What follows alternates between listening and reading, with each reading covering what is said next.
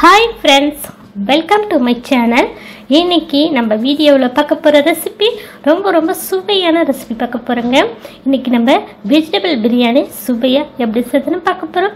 நான் செய்கிற முறையில் நீங்கள் வெஜிடபிள் பிரியாணி வீட்டில் செய்து கொடுங்க. குழந்தைங்கலேருந்து பெரியவங்க வரைக்கும் எல்லோரும் விரும்பி சாப்பிடுவாங்க. ரொம்ப ருசியாக இருக்குங்க. இனி வெஜிடபிள் பிரியாணினால இந்த முறையில் செய்ய சொல்லி கேட்பாங்க. அவ்வளோ ருசியாக இருக்குங்க. நீங்கள் புதுசாக சமைக்க பழகிறவங்க அப்படின்னா கூட இந்த வீடியோவை பார்த்தீங்கன்னா ரொம்ப ஈஸியாக பார்த்து கற்றுக்கிட்டு நீங்களும் செஞ்சு அசத்தலாங்க. இந்த வெஜிடபிள் பிரியாணி வீடியோவை முழுமையாக பார்த்துட்டு இதே முறையில் இதே அளவோட நீங்கள் ட்ரை பண்ணி பார்த்துட்டு எப்படி வந்துச்சுன்னு உங்களுடைய கருத்துக்களை ஷேர் பண்ணுங்கள். இந்த வீடியோ உங்களுக்கு பிடித்திருந்தா லைக் பண்ணுங்கள், ஷேர் பண்ணுங்கள், சப்ஸ்கிரைப் பண்ணுங்கள், கமெண்ட் பண்ணுங்கள். இந்த வீடியோவை ஸ்கிப் பண்ணாமல் முழுமையாக பாருங்கள். ஸ்டவ் மேலே குக்கர் வச்சுருக்கேன். குக்கர் சூடானதும் 3 டீஸ்பூன் அளவுக்கு எண்ணெய் சேர்த்துக்கலாம். 1 டீஸ்பூன் அளவுக்கு நெய் சேர்த்துக்கலாங்க. இதில் 2 ஏலக்காய், பிரிஞ்சி இலை, பட்டை, கிராம்பு, 1/2 டீஸ்பூன் சோம்பு, கல்பாசி இருந்தாலும் கொஞ்சம் சேர்த்துக்க, ஸ்டார் பூ இருந்தாலும் கொஞ்சம் சேர்த்துக்குங்க. நல்லாயிருக்கும் இன்னும் வாசமாக பிரியாணி. இதில் 2 பெரிய சைஸ் வெங்காயத்தை கட் பண்ணிட்டு சேர்த்துருக்கு. இது போல் நீல வாக்கில் கட் பண்ணிட்டு சேர்த்துக்குங்க. வெங்காயத்தை நல்லா இது போல் ப்ரௌன் ஆகிற அளவுக்கு வதக்கி எடுத்துக்கலாம். இப்போ பிரியாணிக்கு வெங்காயம் எப்பவுமே இந்த முறையில் தாங்க வதங்கியிருக்கணும். வதங்கினதுக்கப்புறம் காரத்துக்கு 5 பச்சை மிளகாய், 1/2 டீஸ்பூன் அளவுக்கு இஞ்சி பூண்டு பேஸ்ட்டு சேர்த்துக்கலாம். இப்போ இதனுடைய பச்சை வாசனை போகிற அளவுக்கு நல்லா மிக்ஸ் பண்ணிக்கலாங்க. இப்போ இது மிக்ஸ் பண்ணதுக்கப்புறம் இதில் தக்காளி பழம் சேர்த்துக்கலாம். 2 மீடியம் சைஸ் தக்காளி நல்லா பழுத்த பழமாக சேர்த்துக்குங்க. இப்போ இதையும் சேர்த்து நல்லா மிக்ஸ் பண்ணிக்கலாம். இப்போ இதில் நம்ம காய்கறி சேர்த்துக்கலாங்க.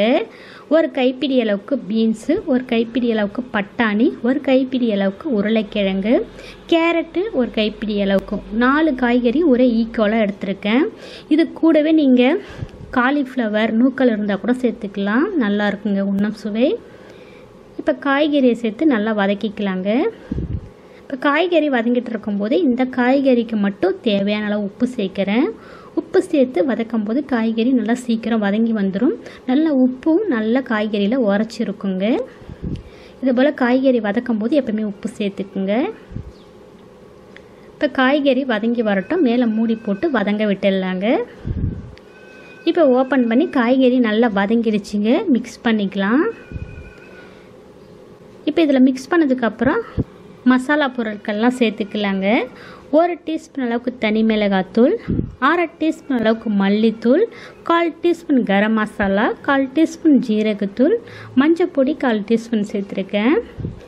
இது கூடவே 2 டீஸ்பூன் அளவுக்கு அதிக புளிப்பு சுவை இல்லாத நல்ல கெட்டியான தயிராக சேர்த்துக்குங்க. ஒரு 2 ட்ராப் அளவுக்கு லெமன் ஜூஸ் ஆட் பண்ணிக்கலாம். இதில் வாசனைக்கு 1 கைப்பிடி அளவுக்கு புதினா, 1 கைப்பிடி அளவில் பாதி மல்லித்தழை. புதினா ஜாஸ்தியாக இருக்கணும், மல்லித்தழை கம்மியாக இருக்கணுங்க. இது எல்லாத்தையும் சுத்தப்படுத்திட்டு சேர்த்துருக்கேன். இப்போ நல்லா இதை மிக்ஸ் பண்ணிக்கலாம். இந்த மிளகாத்தூளுடைய பச்சை வாசனை போய் நல்லா எண்ணெய்லாம் பிரிஞ்சு வரணுங்க. அந்த அளவுக்கு நல்லா மிக்ஸ் பண்ணிக்கலாம். இப்போ இதனுடைய பச்சை வாசனை போனதுக்கப்புறம் தண்ணி சேர்த்துக்கலாங்க. நான் பாசுமதி அரிசி எடுத்திருக்கேன். பாசுமதி அரிசிக்கு 1 டம்ளர் அரிசிக்கு 1.5 டம்ளர் தண்ணி சேர்த்துக்கலாங்க. இதுவே நீங்கள் வீட்டில் சாதம் வடிக்கிற அரிசி எடுத்திருந்தால் 1 டம்ளர் அரிசிக்கு 2 டம்ளர் தண்ணி சேர்த்துக்குங்க. இப்போ நான் 2 டம்ளர் அரிசி எடுத்திருக்கேன். அதுக்கு 3 டம்ளர் தண்ணி சேர்த்துருக்கேன்.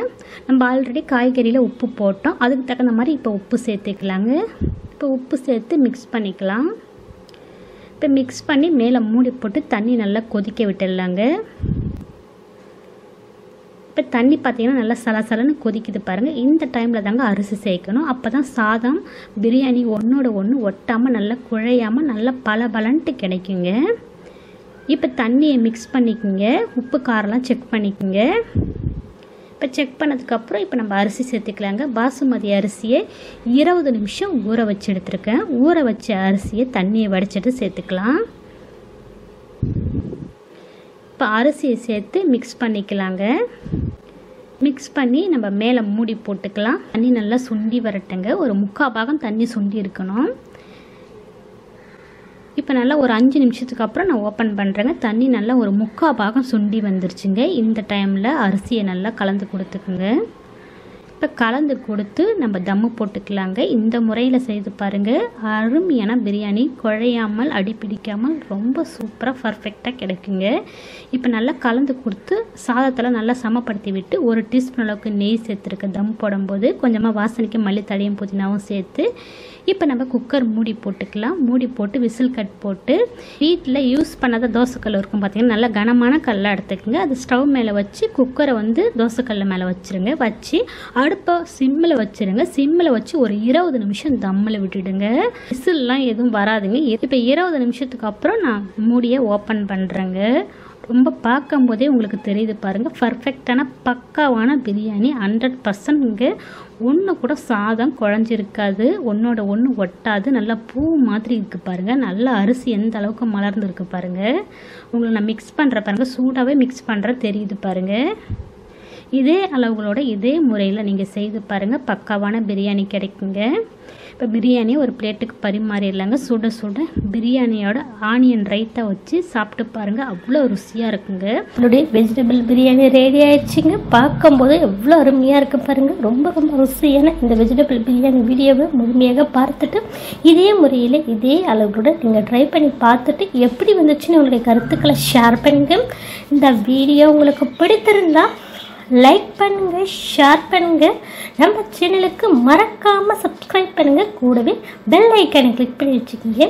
இந்த வீடியோவை ஸ்கிப் பண்ணாம முழுமையாக பார்த்ததுக்கு நன்றி. வணக்கம்.